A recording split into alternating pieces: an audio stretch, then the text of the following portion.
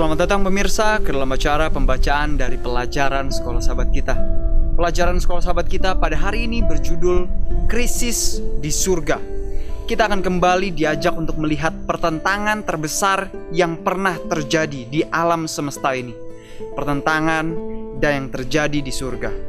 Hari ini kita akan membaca ayat inti kita yang terdapat di dalam Wahyu 7 ayatnya yang ke-10. Wahyu 7 ayat yang ke-10. Tapi sebelum kita mulai untuk membaca, kembali saya undang pemirsa di rumah. Ajaklah keluarga, sahabat, teman-teman Anda berkumpul bersama-sama. Kita akan mempelajari firman Tuhan dan melihat bagaimana makna dari pelajaran yang kita pelajari hari ini dalam kehidupan kita masing-masing. Ambil juga Alkitab Anda, kita akan membaca bersama-sama di dalam buku Wahyu 7 ayatnya yang ke-10. Di sana dikatakan, dan keselamatan hanya terdapat bagi Tuhan yang duduk di atas tahta dan bagi anak domba. Hari ini kita diajak untuk melihat awal dari pemberontakan di surga dan juga rencana Tuhan untuk menyelamatkan. Sepanjang satu minggu ini kita telah melihat bagaimana awal terjadinya pemberontakan di surga. Siapa Lucifer ini yang melakukan pemberontakan? Dan apa yang menjadi tuduhan yang dia berikan kepada Tuhan? Dan bagaimana dia dapat menipu sepertiga malaikat surga untuk ikut bersamanya?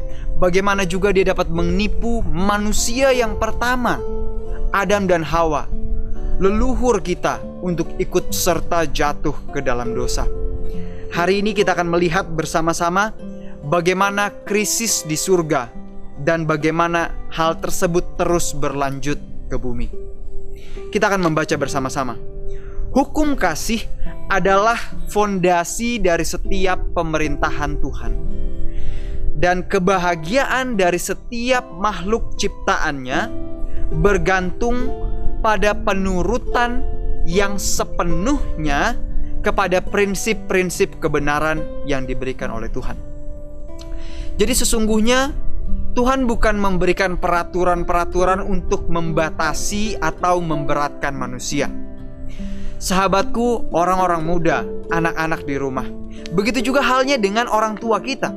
Orang tua kita memberikan peraturan di rumah tangga, peraturan di dalam sekolah, di dalam belajar, atau bahkan peraturan di tempat kerja kita.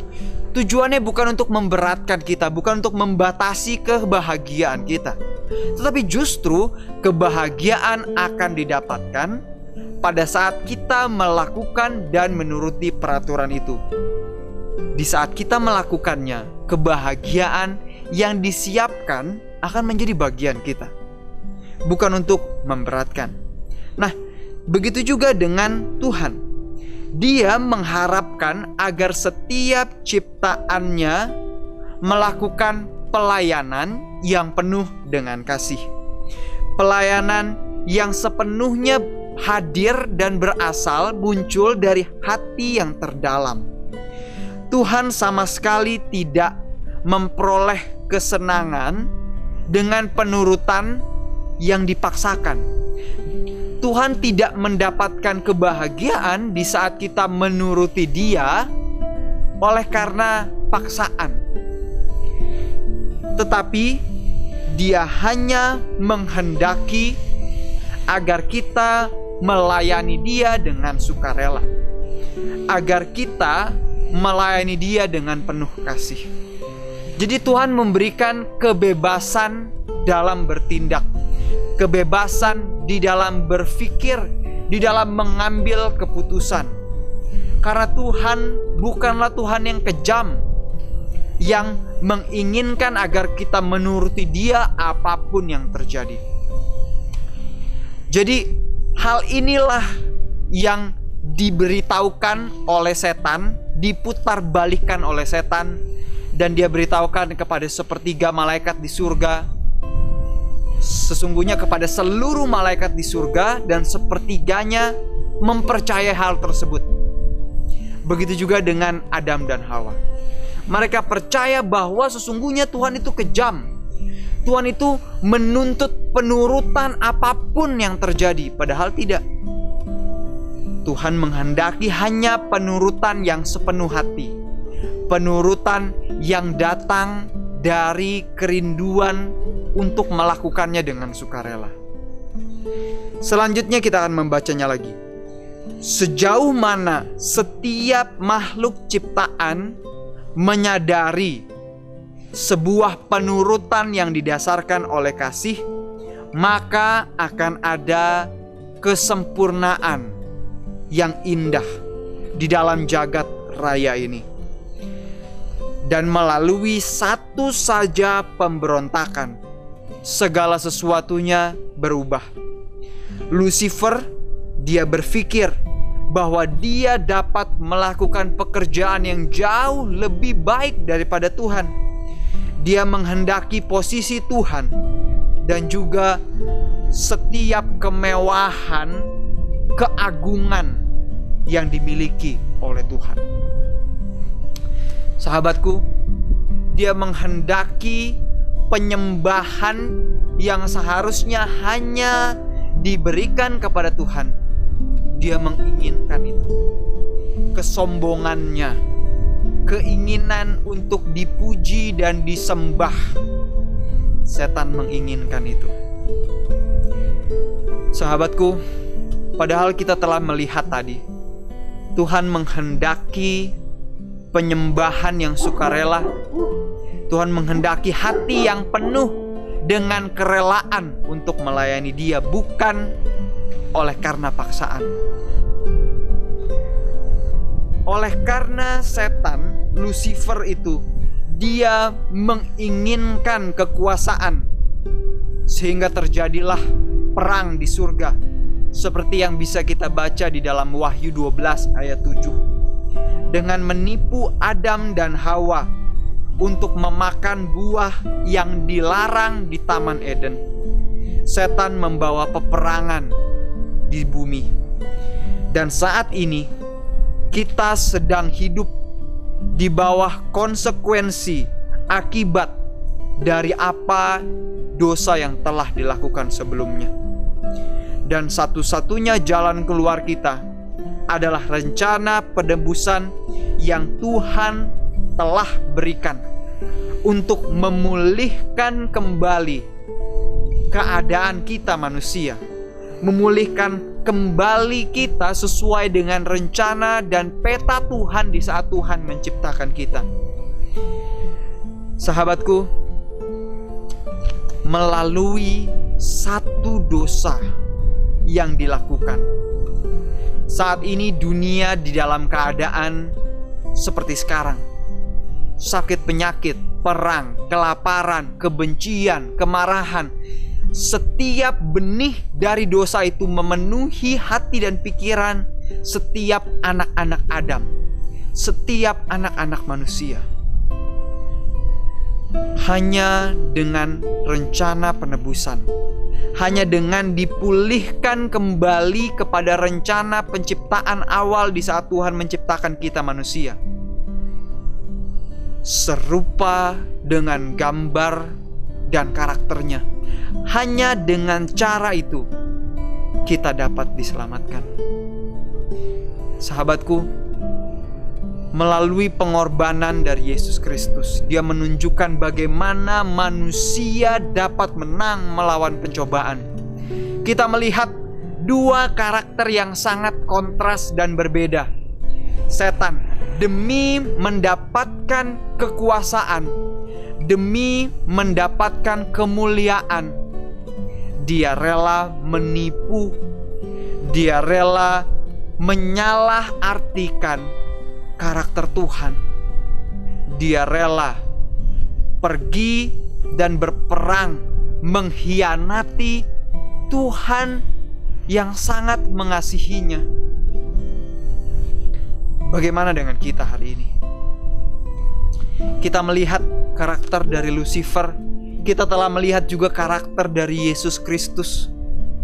Dia yang bahkan rela meninggalkan segala sesuatunya yang ada di surga, meninggalkan kemuliaan untuk kita. Sementara Lucifer rela meninggalkan tahta bapaknya, rela meninggalkan surga agar bisa mendapatkan kemuliaan yang lebih tinggi. Bagaimana dengan kita? Apakah pada hari ini ada sesuatu yang kelihatannya lebih baik, lebih mewah, lebih berbahagia, padahal itu hanya sementara saja, dan kita rela tukarkan keselamatan yang Tuhan telah berikan demi kenikmatan dunia? Apakah kita rela tukarkan kebahagiaan berjalan bersama dengan Tuhan demi harta duniawi, demi kemuliaan duniawi? Tuhan tidak memaksakan kita. Dia tidak memaksa kita untuk mengikutinya. Sampai hari ini Tuhan masih memberikan kebebasan untuk memilih. Dan sampai kapanpun Dia akan berikan kebebasan bagi kita untuk memilih. Jika kita memilih dunia dan kesenangannya, memilih untuk mengikuti setan dengan memanjakan diri kita, memanjakan kesombongan kita, seperti yang dia juga lakukan, artinya kita memilih untuk meninggalkan Tuhan. Tuhan hanya menghendaki pelayanan yang penuh dengan kasih, pelayanan yang sukarela. Banyak orang di atas dunia ini mau ikut Tuhan, tapi kalau ada imbalannya. Banyak orang yang mau ikut Tuhan kalau dibantu dalam hidupnya, kalau diberikan upah, kalau diberikan bayaran, kalau Tuhan memberkati, kalau Tuhan menyembuhkan. Sahabatku, sesungguhnya Tuhan tidak menghendaki hal itu. Tuhan tidak menghendaki kita mengikuti Dia kalau ada keinginan yang kita inginkan. Lebih baik tidak usah. Tuhan hanya menghendaki pelayanan mengikuti Dia dengan sukarela, dan bukan oleh karena paksaan. Dan sahabatku, telah kita baca tadi di awal, di saat kita mengikuti hukumnya yang penuh kasih itu, hukum yang sama yang Dia berikan di Gunung Sinai kepada bangsa Israel, agar bangsa itu hidupkan dan merasakan kebahagiaan di saat mengikuti Tuhan, dan menjadi contoh dan bisa diikuti oleh bangsa-bangsa yang lain. Tetapi sayangnya mereka tidak mau lakukan itu. Di saat mereka lakukan itu, mereka akan merasakan kebahagiaan seharusnya. Bagaimana dengan kita? Hukum yang sama Tuhan berikan, hukum yang penuh dengan kasih. 10 hukum yang dituliskan di dalam Keluaran 20, yang adalah hukum kasih tersebut. Tuhan ingin agar kita melakukannya dengan sukacita.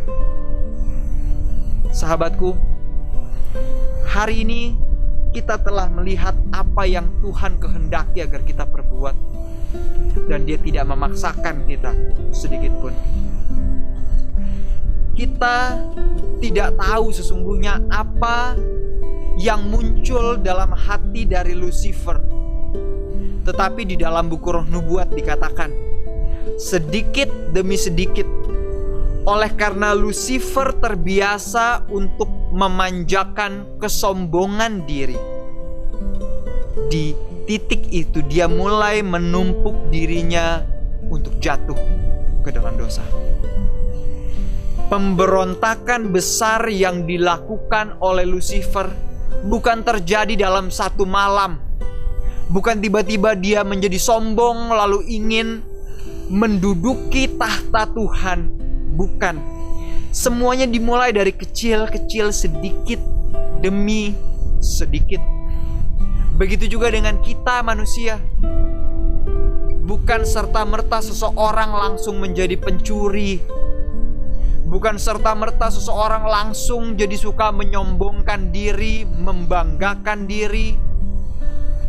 Bukan tiba-tiba seseorang menjadi pembunuh, penzinah, pembohong. Semuanya dimulai dari menumpukan hal-hal yang kecil. dari menumpukan kesombongan diri, kesenangan pribadi. Semuanya dimulai dari sesuatu yang kelihatannya kecil. Seorang anak bukan tiba-tiba dia bisa melawan orang tuanya. Seorang anak bukan tiba-tiba dia memberontak melawan orang tuanya. Semuanya dimulai dari hal kecil. Mungkin dimulai dari menumpukan kekesalan, kemarahan yang ditumpuk kepada apa yang orang tuanya lakukan. Di saat itu tidak dilawan, di saat itu tidak digumuli setiap hari, dikalahkan setiap hari, kemarahannya akan meluncak. Sahabatku, hari ini di saat kita hidup, mungkin kita menyadari bahwa kita tidak lakukan kesalahan yang besar. Mungkin kita tidak lakukan dosa yang besar. Tapi pikirkan baik-baik, apakah ada sesuatu yang kecil-kecil yang kita simpan setiap hari, kita tumpuk, yang suatu saat akan menjadi besar dan akan membuat kita melakukan pemberontakan kepada Tuhan juga, seperti yang dilakukan oleh Lucifer. Selanjutnya kita membaca fakta bagaimana makhluk yang sempurna seperti Lucifer bisa jatuh ke dalam pemberontakan kepada Tuhan. Kita bisa menyadari betapa luar biasanya realita dari kebebasan untuk bertindak. Lucifer diberikan kebebasan untuk memilih. Dia memilih untuk memberontak. Bayangkan, dia yang adalah kerub, salah satu kerub yang menjaga tahta Tuhan, makhluk yang diciptakan sempurna oleh Tuhan, dan sama seperti kita manusia diberikan kebebasan memilih. Dia memilih untuk memberontak.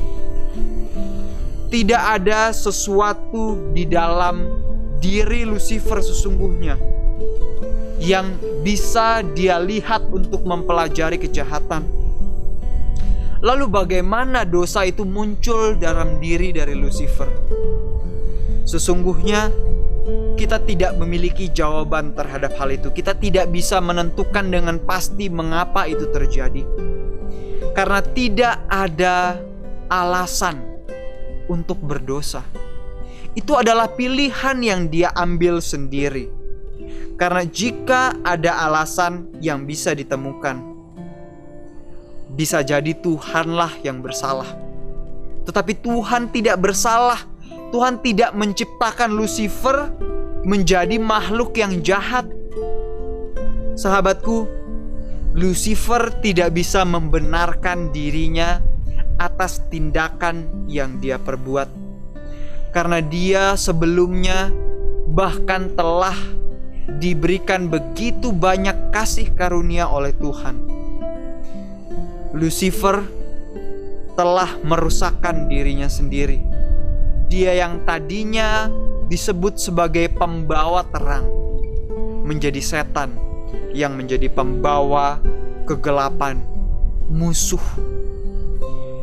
Ada banyak yang tidak kita bisa mengerti. Tetapi satu hal yang bisa kita pahami adalah betapa harus sangat berhati-hatinya kita hidup dan melihat bagaimana hadiah yang suci ini yang Tuhan berikan melalui kebebasan untuk bertindak dan kebebasan dalam berpikir. Pilihan yang suci yang Tuhan berikan ini haruslah dengan hati-hati kita buat setiap harinya. Melalui sebuah perbuatan kecil, kesalahan kecil yang dimanjakan, setan jatuh ke dalam dosa. Hari ini, kalau ada kesalahan kecil, dosa yang kelihatannya kecil yang kita manjakan, itu akan menumpuk menjadi besar. Mungkin contoh kecilnya seperti ini. Kalau kita biasakan diri kita sejak masih kecil, sahabatku orang muda, Kita tidak suka mencuci piring. Selesai makan kita taruh.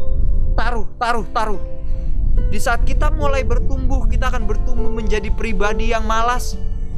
Sampai besar kita tidak akan mau membereskan rumah, membereskan tempat tidur, membereskan piring, karena kita pikir ada orang yang akan bereskan.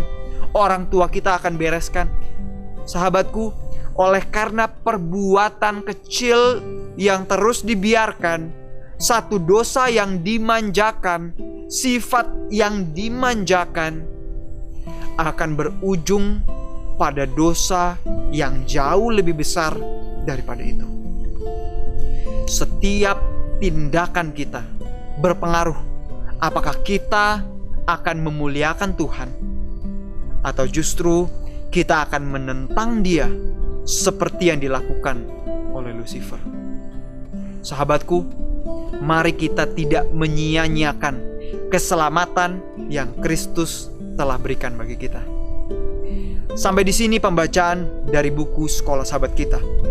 Ceritakan kepada keluarga, sahabat, dan teman-teman Anda pelajaran yang Anda dapat pada hari ini. Sampai bertemu lagi. Tuhan memberkati dan Maranatha.